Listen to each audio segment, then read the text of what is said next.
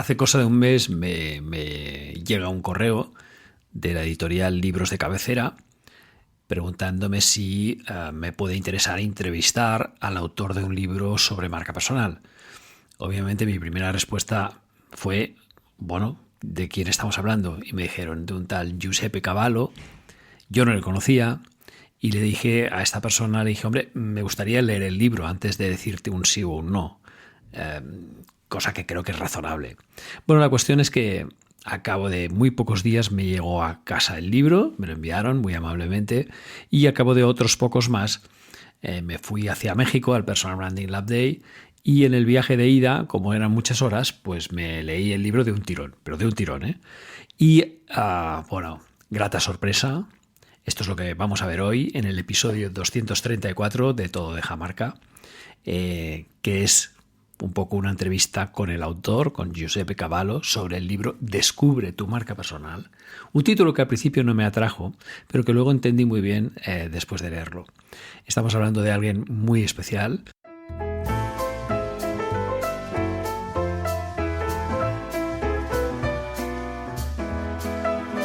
Y nada, antes que nada, por si no me conoces, yo soy Guillem Recolons, especialista en personal branding y este es el podcast Todo deja marca, episodio 234. Y ahí te dejo con la entrevista, que vale mucho la pena. Muy bien, pues estamos hoy con Giuseppe Cavallo, que para los que no los conozcáis es vamos a llamarlo así, un autor revelación en marca personal. Giuseppe, ¿cómo estás? Buenos días. Muy buenos días, Guillem. Muchas gracias por tenerme en tu espacio. Bueno, el placer es mío y dejadme que os cuente un poco sobre Giuseppe. Él es un especialista en branding, podéis entrar en su web y lo veréis. Creo que vives en Barcelona o ¿Sí? en España al menos. Sí, Barcelona. Barcelona. Muy bien. Y podéis entrar en su web, que además es muy interesante, es un especialista en branding y ha trabajado muchos años en el ámbito corporativo, también en el ámbito de marca y marketing. Sobre todo yo diría que su experiencia, ahora nos contarás un poquito, pero tu experiencia máster, la que te moldeó y que también te liberó al final, ¿no? Pero fue la de Nissan, Sí. si no recuerdo mal. Cuéntanos un poco cómo fue todo eso. Bueno, yo nazco en el mundo corporativo. Empecé en Colgate-Palmolive hace muchísimos años, no queremos decir cuántos. Entonces pasé por allí los primeros 3 años de carrera. Nave escuela, aprendí los fundamentos del marketing. Yo trabajaba sobre todo en un software de tejidos. Una experiencia, vamos, que aprendes realmente cómo se hace marketing. Y la cosa interesante era el tiempo en que se empezaba a hablar de trade marketing. Yo trabajé en una parte de mi carrera en Colgate también en trade marketing. Aprendí muchísimo porque aprendí, por ejemplo, cuando dices que una empresa de bienes de consumo es una B2C, estás equivocado, no es una B2C. es algo diferente, porque pasa por canales, naturalmente te hay todo, hay B2C, hay B2B, hay B2 todo, porque ahí tienes que pelear con todo.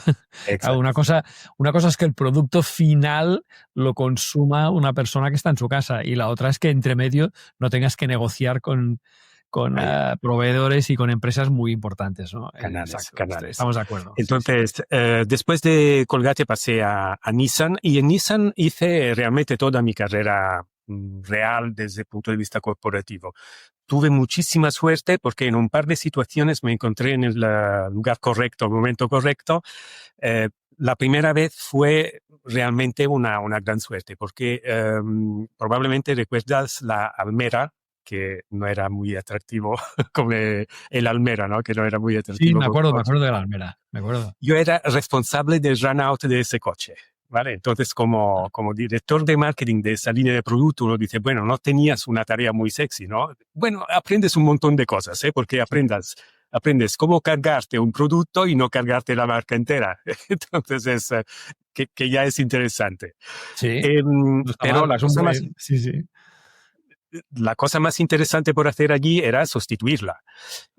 Fíjate, la sustituimos con un producto que se llama Qashqai, que Sí, creamos una categoría en ese exitazo, momento. exitazo, sí, sí. De verdad, dominamos la categoría por más de una década.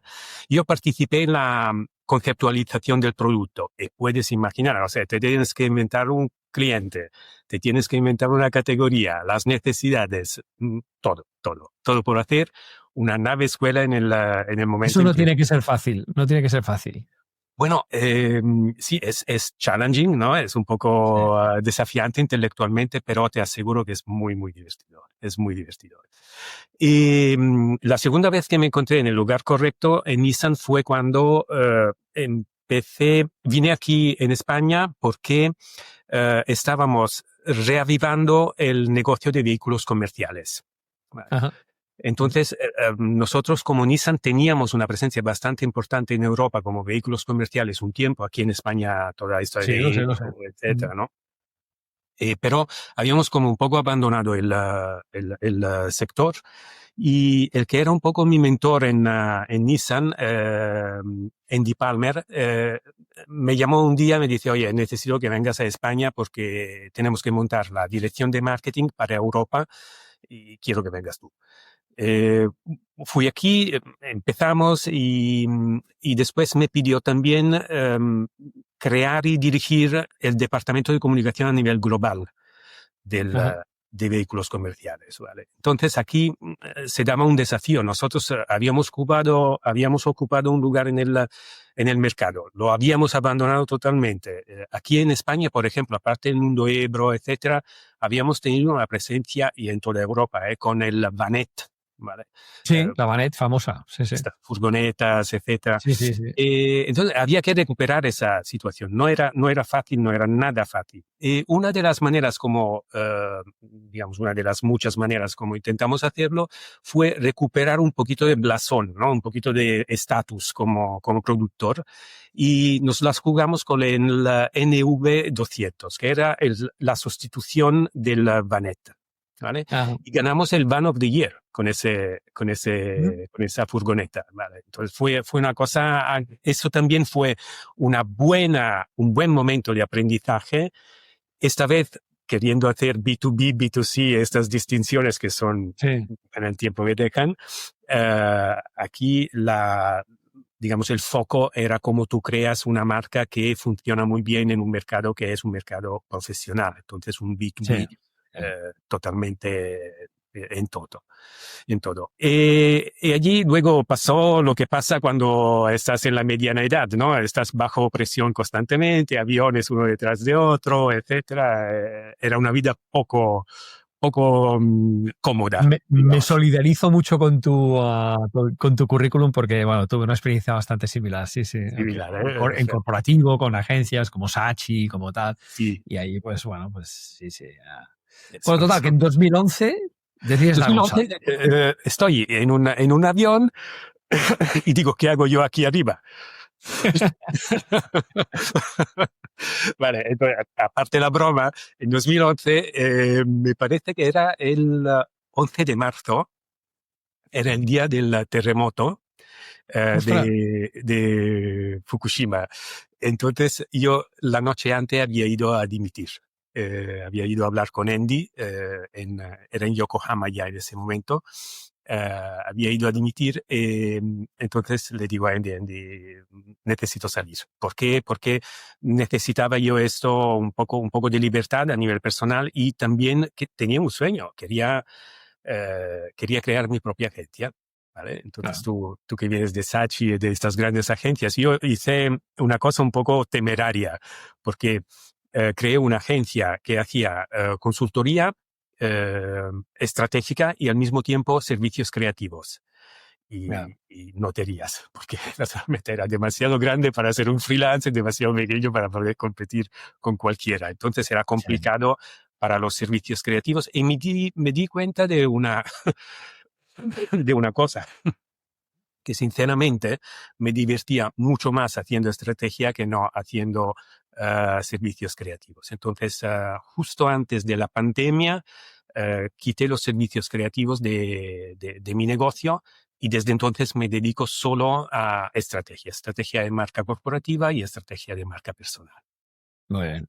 Sí. Estamos aquí, Giuseppe, por una razón que tengo aquí entre mis manos, ¿no? Que es este libro, Descubre tu marca personal. Todavía huele a imprenta, todavía huele a tinta, como tengo una amiga que cuando ve un libro dice huele a tinta. Huele a tinta. Y creo que lo lanzaste en octubre, estamos ahora hablando en final de diciembre, más o menos. Sí. Lo lanzaste en octubre y además hiciste un lanzamiento, bueno, yo diría que bastante a lo grande en el sentido del prologuista que elegiste, que no sé si te fue fácil o difícil, pero es un prologuista que es muy conocido, por lo menos en España, que como es Ferran Adrià. Sí. Entonces, cuéntanos un poco cómo llegaste a convencer a Adrià para que te hiciera el prólogo. Mira, con Ferran es una cosa muy de estas cosas que te reconcilian con la vida, ¿sabes? Porque tú lo conocías de antes del libro, os habéis conocido. Sí, nos Por habíamos lo que yo he conocido. leído, por lo que yo leí, sí. Sí, mira, te explico, fue una cosa interesantísima. Patricia Schmidt, que es la mujer de Christian Escribá, ¿vale? Sí. El pastelero, famoso pastelero, etcétera, ¿no? Sí, el repostero, sí. Sí. El repostero, ¿verdad? Italianadas, de vez en cuando tiene que salir a la... No, también pastelero también se conoce aquí, pero repostería es como más sí, pro. él es un artista de la repostería, ¿no? Sí. Es una... entonces, Patricia había hecho un curso de gestión de marca conmigo en ESADE, ¿vale? Ajá. Entonces, en un par de ocasiones había usado un ejemplo de Ferran Adrià como, digamos, ejemplo de, uno, crear una propuesta de valor transformadora. Entonces, como tú radicalmente transformadora. Radicalmente transformadora. Es un ejemplo fácil, si quieres, ¿no? Sí. De esta forma. Y la otra también lo usé como, digamos, un ejemplo de cómo se crean experiencias que son memorables y se quedan contigo, ¿no? Entonces, una noche me llega un WhatsApp de Patricia y dice, mira quién te quiere hablar, ¿vale?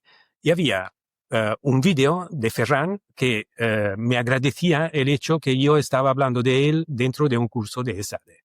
O sea, imagínate qué tipo de persona es, ¿no? Este señor. Interesante, es una ¿no? persona Interesante.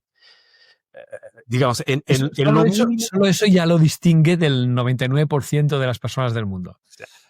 Y no acaba allí. El hecho es que, naturalmente, yo con Ferran ahora tenemos un poco de relación, o sea, ¿vale? Pero la relación es con Patricia. Y entonces un día yo estaba escribiendo el libro y me venía muchas veces de hablar de Ferran. Entonces se me ocurre esta idea. Digo, bueno... Aparece con cierta frecuencia en el libro, sí. Porque es un ejemplo muy interesante. Es un ejemplo clave de marca personal, sí. Clave. Entonces yo le propongo, digo, Patricia, ¿por qué no hablamos con Ferran y vemos si quiere escribir el prólogo? Y no esperó un momento, dijo, claro que sí. Entonces le envié el libro, el manuscrito, le gustó, luego nos encontramos, hablamos un poquito, etcétera, y allí está la introducción. Y luego me hizo este grandísimo regalo, porque no era necesario, pero fue tan generoso que vino a la presentación del libro.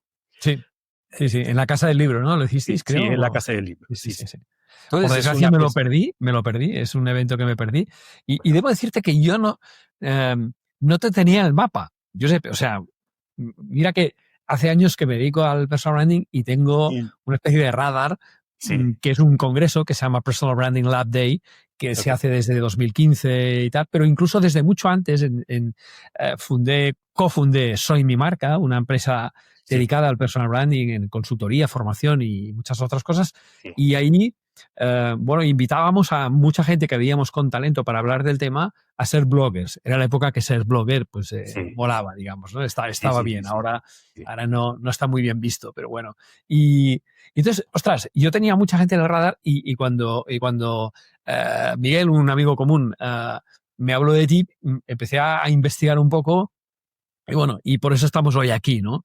La cuestión, dejadme contaros, a los que estáis siguiendo este podcast Todo de Jamarca, que hace poco fui a un viaje a México para participar en el congreso que yo fundé, en el Personal Branding Live Day, que este año se ha hecho en Ciudad de México, y en la ida me leí este libro.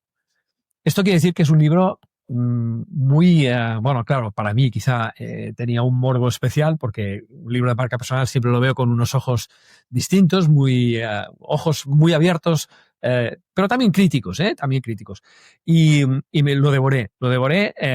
Yo creo que de las 11 horas de vuelo, pues quizá 4 estuve durmiendo, en las restantes 7 lo leí de un tirón.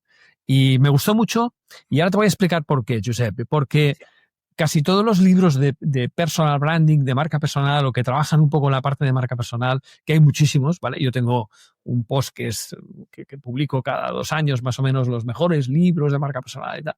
Todos beben de las mismas fuentes. Es decir, Tom Peters y su artículo The Brand Called You, William Arruda, Dan Schauble, Catherine Caputa, Ruben Rampersad. Hay toda una serie de actores que en su momento, cuando yo empecé con esto, yo lo llamaba comunicación personal, en el año 2005 no sabía que existía el personal branding. Pero entonces una amiga americana que estaba presente muchas veces en mis consultorías me dijo, what you're doing is called personal branding. Entonces ahí fue cuando me empecé a formar, y claro, las fuentes que bebí eran las únicas que había en aquel momento. Y cierto que lo que me ha sorprendido más de tu libro es que tu libro tiene un enfoque mucho más de liderazgo, si me permites la expresión. ¿En qué sentido? Que bebes de fuentes como, por ejemplo, Peter Drucker, Michael Porter, George Lakoff, el de No pienses en un elefante, gran obra, por cierto. Carl Jung, el psicólogo, ¿no? Carl Jung. Ahora podría decir, porque, bueno, hay una biografía al final del libro donde salen todas las fuentes de las cuales se han nutrido. Umberto Eco, por ejemplo, ¿no? Que también es curioso que una persona como Umberto Eco esté citado, ya no solo porque Giuseppe sea italiano, que obviamente lo es, sino porque realmente es extraño en un libro de marca personal, ¿no? Luego, cuando lo lees, ves que está perfectamente justificado. Pero una de las cosas que me llamó mucho la atención de tu libro es que no bebe de las fuentes tradicionales, sino que bebe de fuentes que son muy asociadas a lo que son las raíces del propio liderazgo. Y no quiero hablar del mundo de la empresa, porque tú también lo asocias, igual que hizo en su momento Tom Peters, el tema de gestionar una marca como gestionar un negocio, ¿vale? En eso estamos totalmente alineados, no hay ningún problema. Pero me llamó la atención que utilizaras ejemplos, que utilizaras fuentes para inspirarte, para crear tus propios modelos, que muy distintos a los que hemos leído habitualmente, que te puedo más o menos, tengo una biblioteca de unos 55 libros de personal branding, y por eso me sorprende tanto, ¿no? Porque es el primero que rompe un molde, lo cual creo que es muy positivo. Me llamó muy poderosamente la atención porque no era un libro más de personal branding con un enfoque más, sino que era un libro diferente, un libro nuevo que aportaba visiones nuevas muy relacionadas con lo que es la gestión empresarial, porque al final hablas de muchos modelos que se están implementando en la empresa, ¿no? Sí, claramente. Cuéntame un poco eso. ¿Cómo fue que utilizaste estas fuentes? Porque claro, tú vienes del mundo del branding. También entiendo que entonces el branding tenía también sus propios referentes, mucho antes que el personal branding, ¿no? O sea, que fuiste por ahí. Igual va por cómo yo entiendo el branding en general, ¿no? Entonces, para mí el branding es un juego de signos, ¿no? Entonces, sí. De allí, por ejemplo, Umberto Eco, ¿no? Sí. Y es un juego donde, por ejemplo, la narración de la marca es una cosa fundamental, porque te permite, no tanto, a mí no me interesa la narración de marca, cómo se escribe la historieta, cómo se escribe el post, ¿no? A mí me interesa entender cuáles son los principios que hacen que cuando tú estás comunicando tu propia marca, que sea personal o corporativa, esto es general, que hace que tú puedas conectar con las personas, no en el nivel cognitivo, sino en un nivel mucho más sutil, mucho más profundo, ¿no? ¿Por qué? Porque es allí donde, digamos, si tú tienes una cierta visión del branding que es un poco más manipulativo, allí abajo tú puedes manipular sin ningún problema. O sea, no, la gente la manipulas y ni se da cuenta. ¿Por qué? No porque la gente no esté intelectualmente equipada para darse cuenta. Es que no podemos darnos cuenta porque jugamos con los sesgos cognitivos, con Sí. los sesgos, ¿no?, emocionales, etcétera. No, y con los insights, el insight es una atracción muy poderosa muchas veces para una narrativa. Un insight siempre es muy apetecible. Descubres un insight, entiendes cuáles son los pain points que están detrás del insight y a partir de ahí es donde creas una propuesta de valor como muy específica y la aterrizas con call to action, con lo que sea, ¿no? Con un funnel, con lo que tú quieras. Pero sí, Entonces, es así. por ejemplo, en términos de narrativa, ¿no? Tú has citado a George Lakoff. Para mí, George Lakoff es uno de los referentes máximos en entender cómo funciona la comunicación. Él naturalmente lo estudia desde el punto de vista del lenguaje, de la creación Los frames, ¿no? Los marcos. El framing, etcétera, ¿no? Frameworks, etcétera. Entonces, por ejemplo, ya solo la técnica de usar la metáfora correcta, o de hacer un framing, de encuadrar un tema de una cierta forma u otra forma, esos son temas que te permiten dominar la comunicación, que si lo quieres hacer bien, si lo quieres hacer para bien, que es, digamos, mi llamado, ¿no? Porque el libro viene con un llamado ético, ¿no?, a la marca personal. Sí. Entonces, si quieres hacerlo desde este punto de vista, entonces te da unas herramientas que son extremadamente poderosas. Entonces, si yo cuando escribí el libro quise utilizar todas estas herramientas, quise explicitarlas para ponerlas a disposición de las personas, naturalmente estás creando un martillo. Luego las personas tienen la responsabilidad de usar el martillo de la forma correcta, ¿no? Pero el tema era o sea, el libro nace con estas, digamos, referencias diferentes porque mi manera de entender el branding viene de esta escuela. La escuela de el lenguaje es muy importante, tiene un poder muy fuerte sobre la marca, cómo tú expresas las cosas es fundamental. Y luego hay un tema fundamental, si me permites, no quiero dilungarme demasiado, Claro. pero... No, tienes toda la voz. El tema fundamental que yo creo que en el libro he intentado hacerlo claro es que yo entiendo la creación de una marca como algo que es una co-creación. Entonces, ¿por qué necesitas tantas herramientas sutiles que ya hemos empezado a citar y podemos decir más si queremos más adelante? Porque tú solo puedes proponer. Pero la marca se crea no en tu documento estratégico, la marca se crea en la mente de tu consumidor, en la mente de tu cliente, en la mente de tu stakeholder, etcétera, en la mente del público, de la gente que forma el público. Entonces, tu trabajo tiene que ser el de, yo digo siempre, de una forma auténtica, ¿vale? Eso está en el titular, digamos, de una cierta forma, de una manera auténtica. Tú tienes que intentar provocar que en la mente de tu consumidor se generen aquellas asociaciones, aquellas ideas, aquellos adjetivos, para decirlo, ¿no?, así, más terrenal, aquellos adjetivos que a ti te interesan, naturalmente. Está genial. Y además, no os he dicho el subtítulo del libro, que es El arte de conocerte y proyectarte con autenticidad. Es decir, la parte ética está muy presente en el libro, la parte del uso del lenguaje y de los sesgos cognitivos está súper presente. Me ha venido incluso a la mente un ejemplo de otro libro que se llama Nudge, la filosofía del pequeño empujón o algo así, ¿no? De dos premios Nobel, ahora no recuerdo los nombres, y ahí había un dato que seguro que recuerdas, que había una casilla donde tú tenías que poner una cruz si querías donar tus órganos para la ciencia, ¿no? Sí. Y que un país, no recuerdo si fue Suecia, suele ser Suecia siempre, ¿no?, que lo hizo al revés.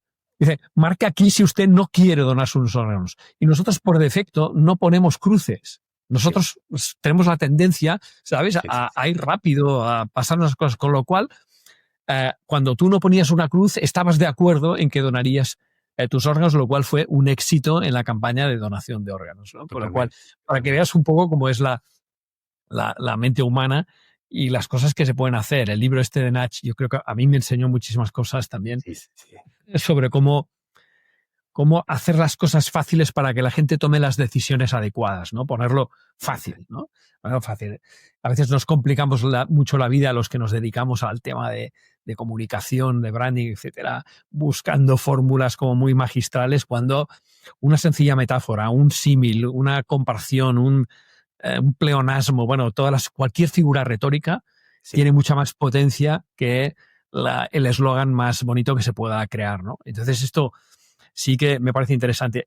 Hay una frase que está muy al principio de tu libro, y es posible que sea en la introducción, que yo ya la había oído alguna vez, pero que me gustó mucho volver a leerla, que es: el talento no garantiza el éxito. Cuéntanos un poquito esto de la meritocracia del siglo XX, que la hemos dejado atrás. ¿Cómo funciona ahora el talento, entonces?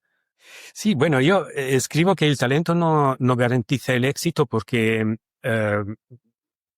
o sea, yo creo que tú lo ves también, ¿no? Hay mucha gente con muchísimo talento ahí fuera y ves que probablemente muchas veces no tienen el éxito que realmente merecería Claro. estas personas. Entonces, para mí, la frase nace de la idea de que, de hecho, si tú tienes talento, tú tienes también una responsabilidad que conlleva tu talento. O sea, ese talento lo tienes que poner a disposición de las personas, Claro. no solo a tu disposición. Ese talento lo puedes mirar desde muchos puntos de vista. Lo podrías considerar un don, ¿vale? Que no es solo tuyo, es un don que tienes que compartir con los demás, ¿vale? Entonces, ¿el tema cuál es? El tema es que vivimos en un mundo donde hay mucho ruido, donde la gente está bombardeada, attention span, no voy a decir lo obvio, ¿no? Naturalmente, sabemos que ya sabemos todos respecto a esto, que la gente no mira, no solo hace scroll, etcétera, etcétera. Soy un poco duro, pero quiero decir que es muy difícil que la gente se pueda fijar en personas si, digamos, tú no eres capaz de tocar la fibra de las personas, si no te haces relevante, si no te haces interesante. Vale, y además te tienes que hacer relevante en 3 segundos, que está otro problema. Muy rápidamente, naturalmente.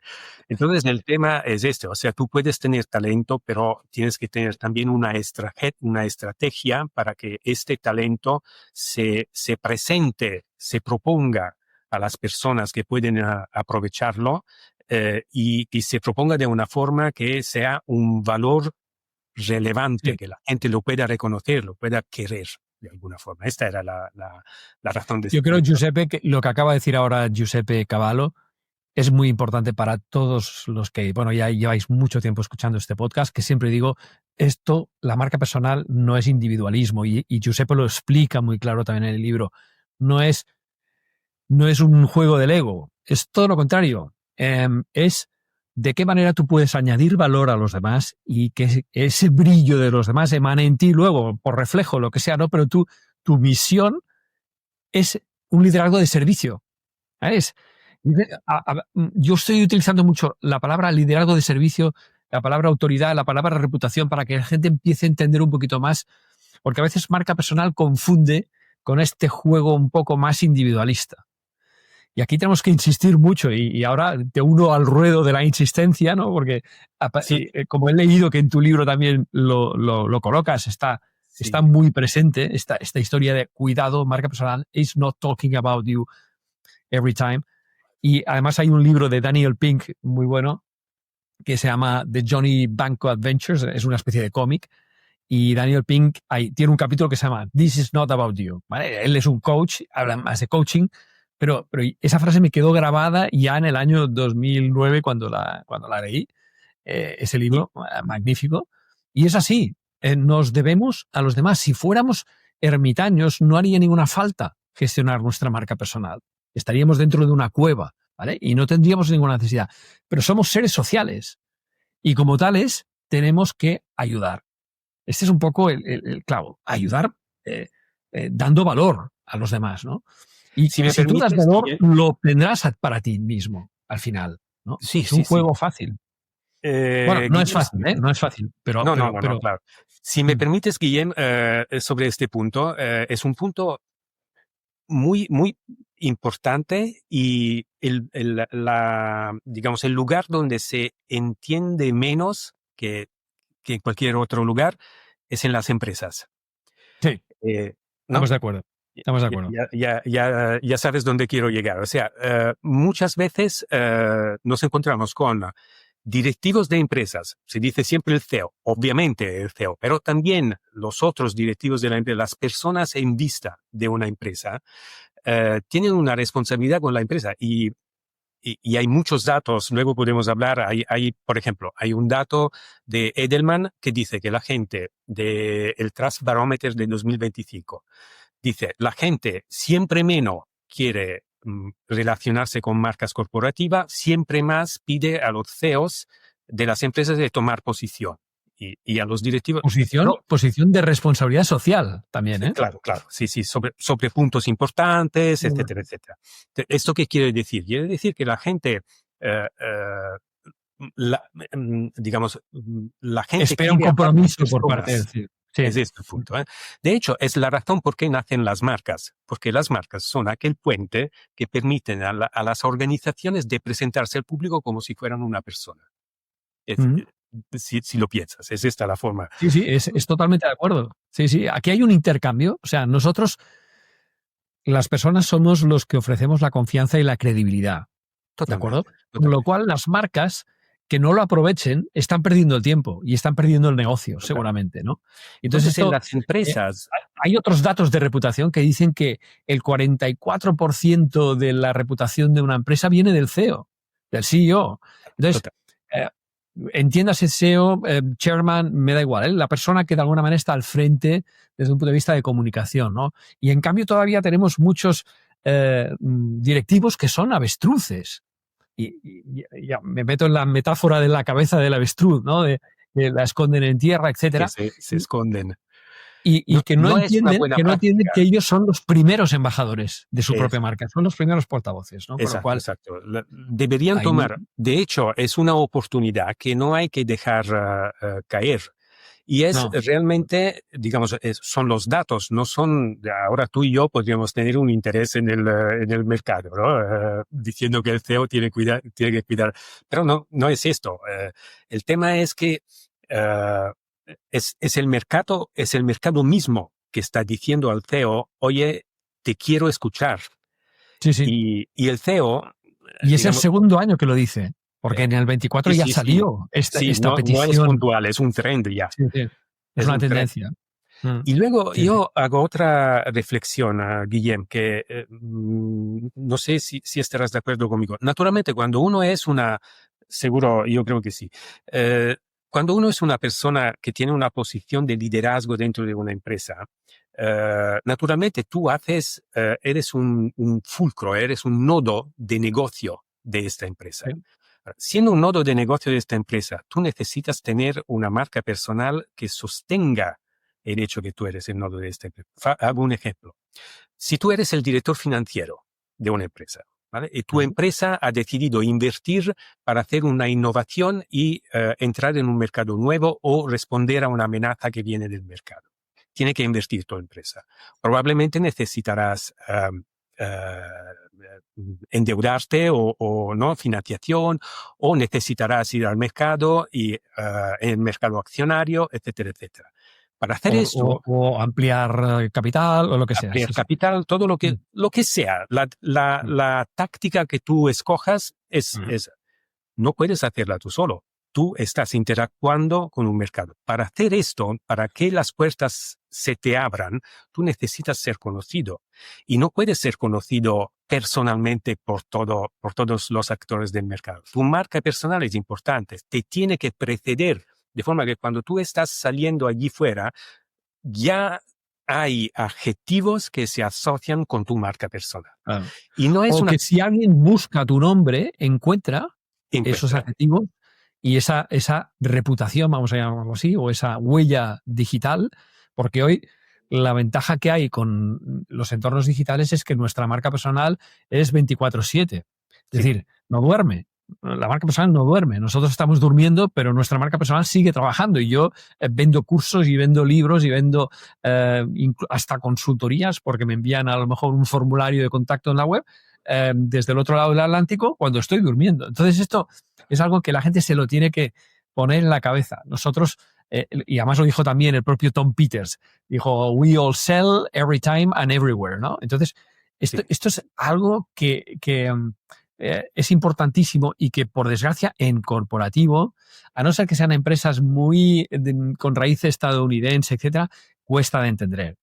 Las estadounidenses lo tienen un poco más asumida esta cultura de la importancia que tiene la marca, pero cuesta, igualmente cuesta. Tú hablas de muy buenos referentes en tu libro, unos que se repiten muchísimo, que me encantan, además porque sale Yuval Noah Harari con la manera que tuvo de diferenciarse siendo un historiador, un simple historiador, pero cómo empezó a mezclar la tecnología con la evolución, etcétera, y crear como un mundo muy propio, sobre todo con su libro fantástico Sapiens, ¿no? Y los que le siguieron también. Hablas mucho de Ferran Adrià, por supuesto, que yo creo que es si no el protagonista, uno de los protagonistas, de Jane Goodall, que recientemente ha desaparecido. Cuando tú escribiste el libro todavía estaba viva, pero Jane Goodall, que también es un caso de marca personal, de qué manera una científica supo crear una marca personal absolutamente propia a través de una fundación, y aquí es donde viene la propuesta de valor. ¿Qué hizo Jane Goodall? Descubrir que los gorilas, no sé qué, se parecían mucho a los humanos. No, hizo mucho más que eso. Creó una fundación para que cualquiera pudiera estudiar a los gorilas, a los animales, etcétera, ¿no? Y esa es la parte de contribución. Entonces, tenemos que intentar asociar marca personal a contribución. Tenemos que intentar asociar más marca personal a reputación, a representación positiva de una marca corporativa, ¿no? Y estos son puntos importantes. Hablas mucho de Keanu Reeves.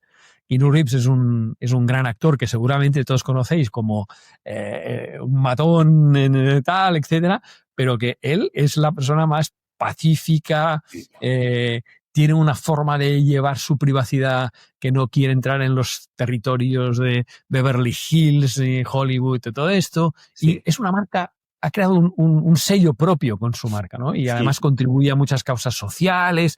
Y tú lo mencionas mucho en el libro. Brené Brown. Sí. ¿De qué habló Brené Brown en su primera charla TED? De vulnerabilidad, ¿no?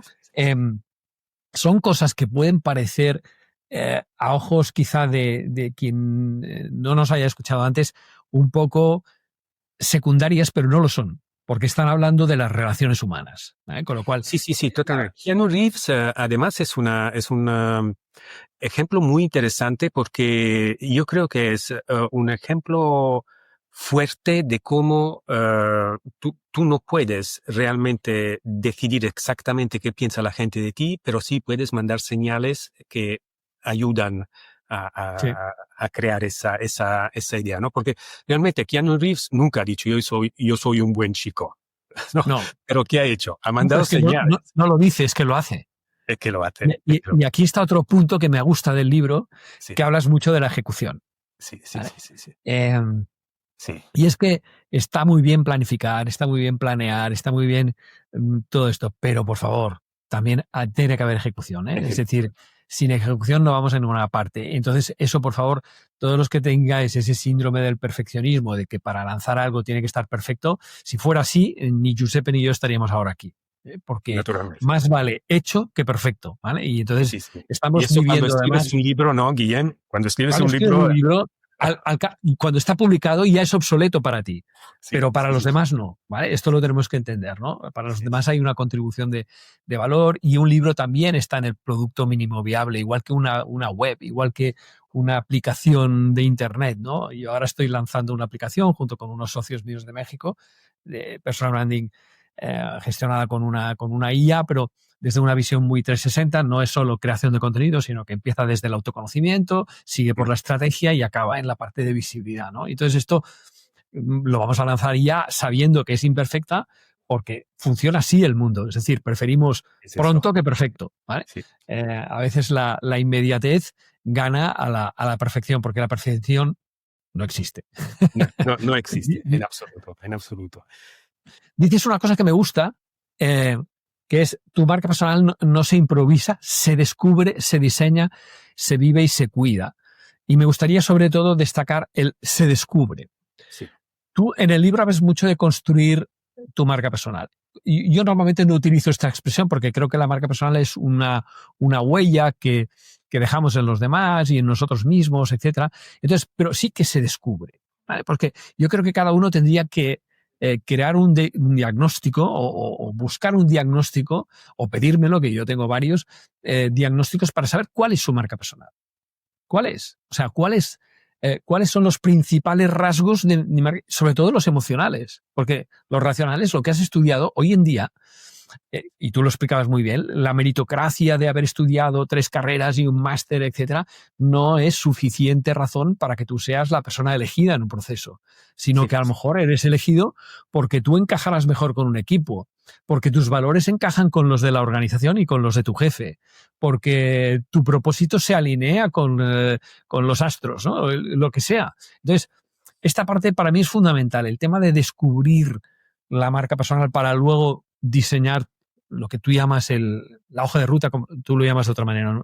Bueno, sí, el roadmap, ¿no? Roadmap, sí, la hoja de roadmap, exacto, el roadmap. Pero claro, primero es de descubrirlo, dónde estoy, ¿no? Es una parte para mí diagnóstica que es absolutamente esencial. Y para eso yo creo que solo hay 2 formas de hacerlo. Una es pedir feedback y la otra es crearte hacer un test o varios tests. Yo utilizo mucho los tests de fortalezas, utilizo mucho los tests de arquetipos, utilizo mucho el DISC, por ejemplo. Sí. Hay varios tests que utilizo en consultoría con mis clientes para que ellos tengan una autoimagen, sí, para ver cómo se ven a sí mismos, ¿no? Pero también eso lo contrasto con el feedback. Les hago hacer una encuesta de feedback a unas 25 o 30 personas. En América se la envían a 500, aquí se la envían a 10. Somos más tímidos. Los europeos somos más tímidos. Nos da miedo el feedback. Tú esto lo sabías, ¿no? Tenemos terror al feedback. Tenemos terror al feedback. Está claro. Bueno, yo en el libro propongo utilizar un modelo que es el modelo AQUAL de Ken Wilber, que es un modelo, yo lo encuentro, fíjate, hoy mismo, esta mañana, estaba trabajando con una persona que es un ex deportista conocido, que estamos valorando ciertas cosas de su trayectoria personal. Usamos el modelo AQUAL en situaciones diferentes, es muy, muy flexible, pero seguramente tú lo puedes utilizar para mandar un cuestionario. Yo, por ejemplo, he desarrollado un cuestionario en base al modelo AQUAL y que te da, varios aspectos de tu propia personalidad, cómo están interpretados por las personas, por el público. Y entonces es más o menos lo mismo que haces tú con técnicas diferentes según el objetivo que uno persigue. Tú haces una u otra cosa, ¿no? Naturalmente. Sí, yo empecé con un test que era bastante completo y me di cuenta que era un poco fracaso porque la gente cuando veía que había 35 preguntas decía, bueno, ya lo contestaré. Como decías tú antes, las cosas simples. Si no, yo lo hago de 3 preguntas. El modelo 3, que tú hablas mucho del modelo de 3 partes, ¿no? Sí. Utilizo mucho el modelo de 3. De hecho, mi metodología se llama Iceberg, de la marca personal, y es autoconocimiento, estrategia, visibilidad. Es decir, que es como... es muy, muy fácil de gestionar, de recordar, de entender, etcétera, naturalmente. Sí, porque responde a 3 preguntas que también comparten las empresas, que es dónde estoy, dónde puedo llegar y cómo puedo llegar. Sí. Son las 3 key questions que hay en la vida de una empresa, en la vida de una marca personal también, ¿no? Entonces, al final, no es tan complicado. Tú hablas mucho también de la propuesta de valor, lo cual me gusta porque es uno de los temas que yo también insisto muchísimo, que la propuesta de valor, que es una cosa que, bueno, que esto si recuerdas los tiempos de la publicidad al principio, que sí se llamaba Unique Selling Proposition y luego los de Saatchi lo llamaron Single Minded Proposition y luego Value Proposition, Osterwalder y Piñer y todos estos, etcétera. Pero al final no deja de ser por qué razón alguien debe contar contigo. O sea, dime por qué razón. Y hay razones racionales y razones emocionales. Y cada vez las emocionales calan más, tienen más peso. Porque, claro, queremos sintonizar Sí. Yo voy allí digamos, me conecto con cuál es digamos, en qué ha llegado el branding hoy, ¿vale? O sea, el branding hace un siglo era simplemente yo te digo qué sé hacer, ¿no? Luego, en los años 50, 60, con Coca-Cola, Marlboro, empezó a hacer un branding emocional y a partir de los 2000 empezó a tener una relación con el significado, con el meaning, ¿no? Entonces allí estamos empezando a entrar en el mundo de la identidad personal. Entonces, empezamos a entender que la gente se relaciona con tu marca no porque está enamorada de tu marca. ¿Te acuerdas el libro Love Marks, no? Hombre, De Saatchi. sí. De Saatchi. Entonces, esto era una expresión de una cierta forma de ver la marca, o sea, la marca como casi como si fuera el protagonista de la vida de las personas. Bueno, realmente yo creo que hoy estamos en otra fase, Hay otra totalmente fase diferente. Entonces, donde la marca tiene que servir a la gente, también nuestra marca personal, es importante esto. Nuestra marca personal tiene que servir a las personas a expresarse, a identificar su propia identidad. Si yo soy, por ejemplo, un consultor que viene con los valores por delante, soy todo alrededor de afirmaciones de ética, etcétera, etcétera. Una persona trabaja conmigo, o sea, no es que esta persona está intentando ayudarme a mí a hacer que mis valores se afirmen en el mundo.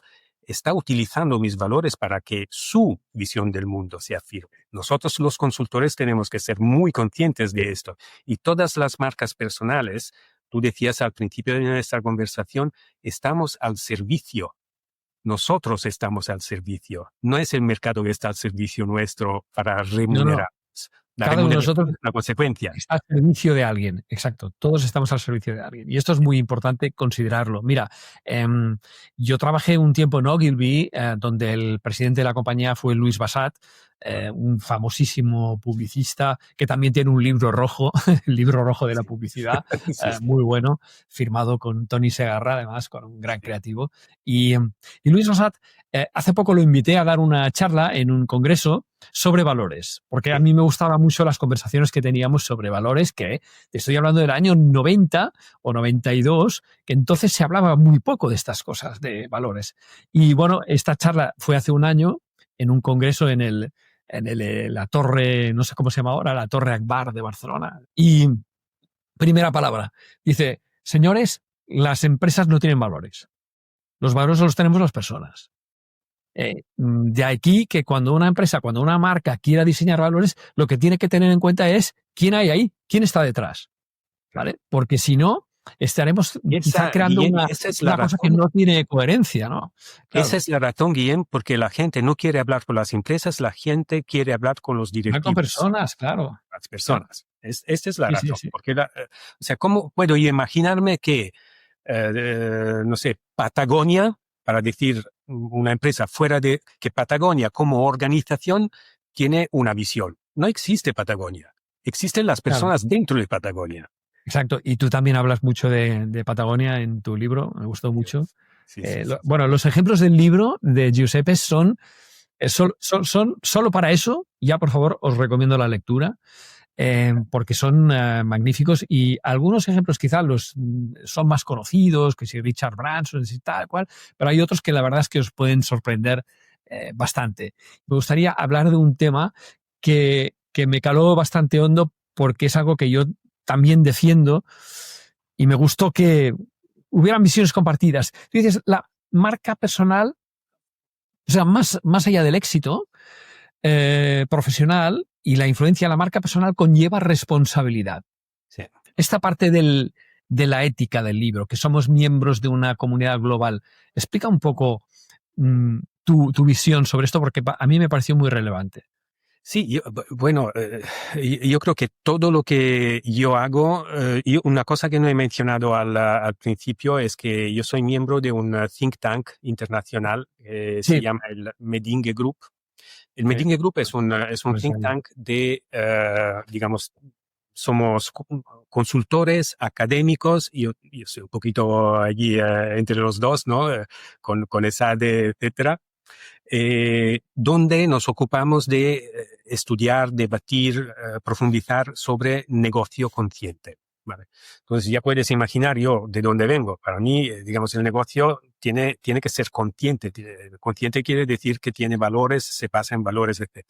Luego, siempre se puede debatir cuáles son los valores fundamentales o lo que sea.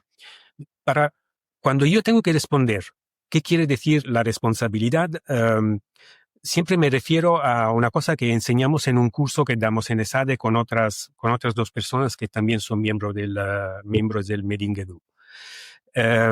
Si tú te fijas, cualquier empresa, y esto por ejemplo Patagonia lo hacen explícito, cualquier empresa para operar tiene que hacer daño, por ejemplo al planeta, ¿no? O tienes que hacer daño a la competencia. Porque o yo o tú. También es un daño, ¿no? Sí. Etcétera. Entonces, si uno dice, no puedes hacer daño a nadie, bueno, lirio en la mano, posible, pero no vas muy lejos, ¿no?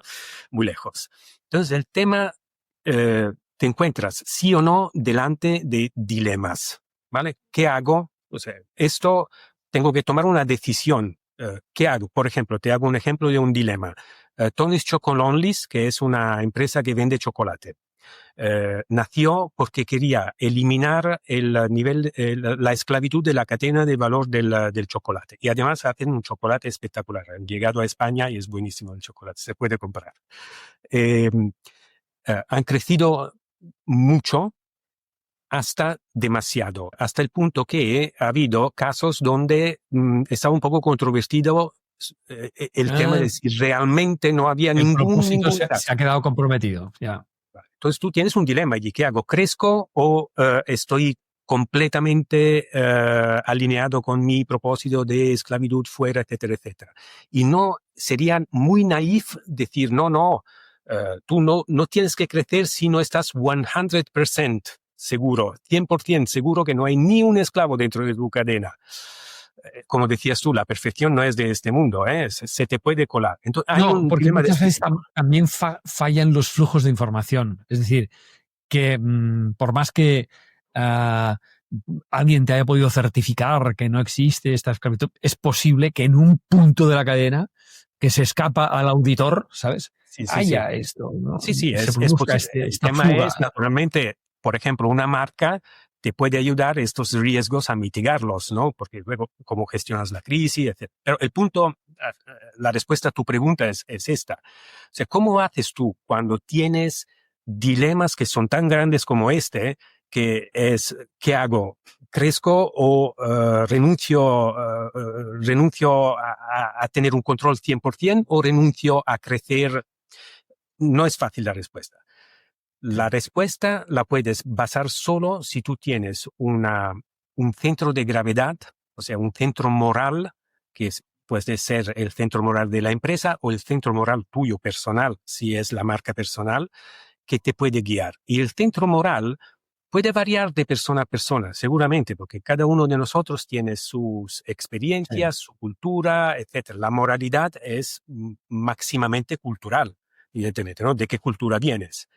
Sí. Pero hay un principio que puede ser siempre aquella roca que te puedes agarrar, y es el imperativo moral de Kant. ¿Vale? Entramos en filosofía. El imperativo moral de Kant dice una cosa muy simple. Dice, tú no te relaciones con las personas solo como medios, sino que también como fin último. Mira que es fina la cosa, ¿eh? O sea, admite que todos usamos a las otras personas. Todos usamos a las otras personas. ¿Por qué? Porque para alcanzar objetivos. Pero si al mismo tiempo usamos a la otra persona como un fin en sí mismo, como algo que es... Me gusta el planteamiento.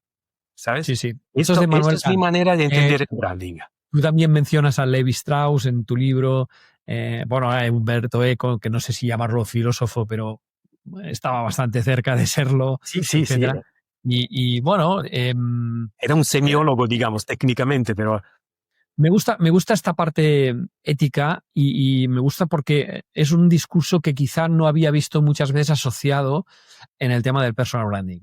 Es decir, cómo desde el personal branding podemos también ayudar a crear un mundo mejor, respetando una serie de principios éticos, quizás haciendo lo que dices tú, no convirtiéndolo en medio, sino en un fin directo y poniendo la honestidad por delante, porque al final está un poco ahí, ¿no?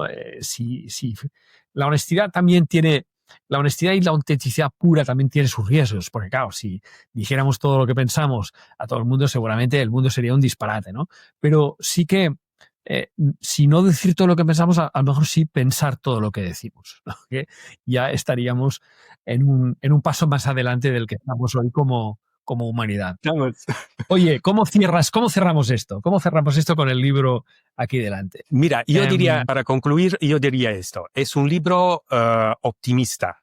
Es un libro optimista, porque en el momento en que yo digo el arte de conocerte y proyectarte con autenticidad, y lo digo desde, digamos, con una agenda de ética, quiere decir que yo tengo fe en que las personas esencialmente son buenas personas, tienen mucho talento. Lo que tienen que hacer es organizarlo para ponerlo a disposición de sí mismo, naturalmente, porque tenemos que ganarnos las lentejas, ¿no? Como se dice. Y bien, tenemos que ganarlas bien. O sea, un libro que quiere crear prosperidad para las personas, pero al mismo tiempo esta prosperidad tiene que ir junto con crear prosperidad por el resto un impacto positivo en las otras personas. Giuseppe, mi podcast se escucha mucho en España, pero también muchísimo en México, en Miami, en Colombia, Venezuela. ¿Se puede encontrar tu libro ahí? Sí, se puede encontrar online y también está distribuido. El libro está editado por la casa, Libros de Cabecera. Cabecera. Sí. Libros de Cabecera tiene colaboraciones también en Latinoamérica. Entonces se encuentra también en librerías y naturalmente se encuentra en Amazon. Obviamente se encuentra en Amazon y también en la web de libros de Cabecera, en envíos internacionales. Bueno, quiero que sepas que hubo un debate en el Personal Branding Lab Day, en el congreso que se produjo en México hace 2 semanas solamente. Sí. Yo me llevé tu libro y en ese debate se presentó el libro de una chica dominicana, se presentó el libro de un consultor chileno, y yo además presenté 2 libros. Uno era este. Gracias. Y el otro, el de Paula Fernández Ochoa, que también ha publicado uno que se titula Vivir corriendo y que habla un poco de la marca personal en entornos de competición deportiva. Muchas gracias. Muchas gracias. Lo presenté. El libro estaba en el FIL de México, estaba en la Fiera del Internacional del Libro de México ahora. Te lo digo porque seguramente ha tenido alguna venta ahí, porque lo presentamos en un congreso, en uno de los debates ya del segundo día, que era un debate sobre... Más que un debate, era la presentación de las novedades editoriales, digamos, ¿no? Sí, y estaban ahí sus autores, no estabas tú, por supuesto, ni Paula, que no pudo venir, pero yo sí que, como era el moderador, yo tenía los 2 libros y, bueno, ya te enviaré el vídeo para que lo veas, ¿vale? Por favor. Muchas gracias, Muchas gracias. Giuseppe, millones de gracias por este momento, por este libro, porque yo creo que nos ha dado una visión nueva de lo que es la gestión de la marca personal, lo que conocemos como personal branding, y además también nos ha descubierto, por lo menos a mí, a un nuevo autor, a un nuevo consultor y a una persona con la que estoy seguro que esta no es la última colaboración que hacemos. Muchas gracias, Guillermo. Muchas gracias.